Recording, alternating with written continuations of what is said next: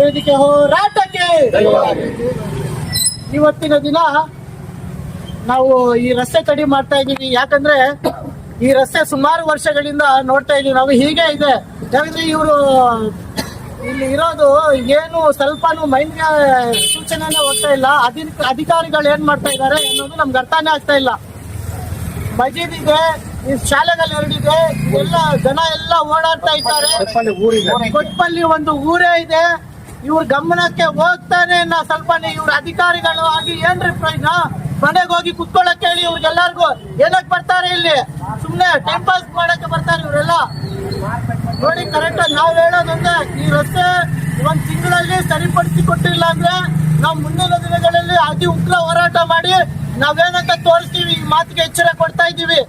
ದಯವಿಟ್ಟು ನಿಮ್ಗೆ ಹೇಳೋದು ಒಂದೇ, ಯಾಕಂದ್ರೆ ತುಂಬಾ ನಾನೇ ಈ ರೋಡಾಗೆ ನೀರ್ ತಗೋ ಬರೋವಾಗ ಬಿಟ್ಟೋಗಿದ್ದೀನಿ.